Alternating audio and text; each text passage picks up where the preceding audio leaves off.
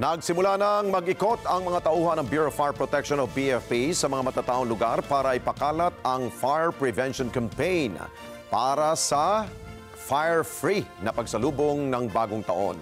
Sa report ng ahensya, mula 1 ng Disyembre hanggang kahapon, pumalo na sa higit sa 700 insidente ng sunog sa buong Pilipinas. Eden Santos sa balita.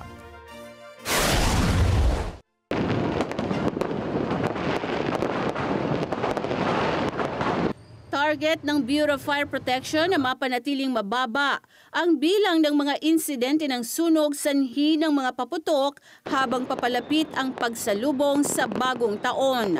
Kaya naman puspusan at mas pinaigting pa ng BFP ang Fire Safety Education at Fire Prevention Campaign ng ahensya. Ayon kay Fire Senior Superintendent Annalie Atienza, tagapagsalita ng Bureau of Fire Protection, ang buong puwersa ng BFP ay 24/7 na handang rumisponde at magsagawa ng pagpapatrolya.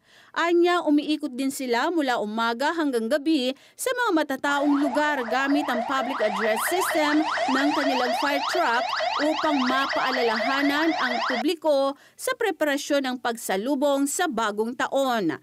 Katuwang ng ahensya ang mga komunidad at mga local government units sa fire safety education at fire prevention campaign.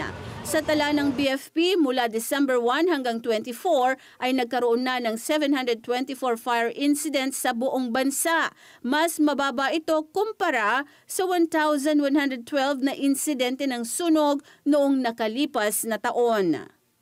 So in these figures, makikita po natin na mababa po tayo sa insidente ngayong taon. This may be dahil sa talagang puspusang fire safety education, fire prevention campaign ng ating ahensya. At kasama na rin siyempre ang cooperation ng ating community. Ganun na rin ang assistance ng ating mga local government units.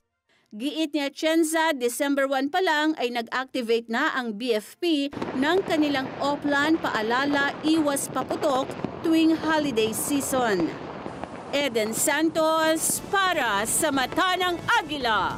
Matatag, matapang, matapat. Maraming salamat sa inyo pong pagsubaybay sa Mata ng Agila Primetime. Para malaman ang matatag, matapang at matapat na mga balita, i-follow lamang at mag-subscribe sa AtNet25 TV.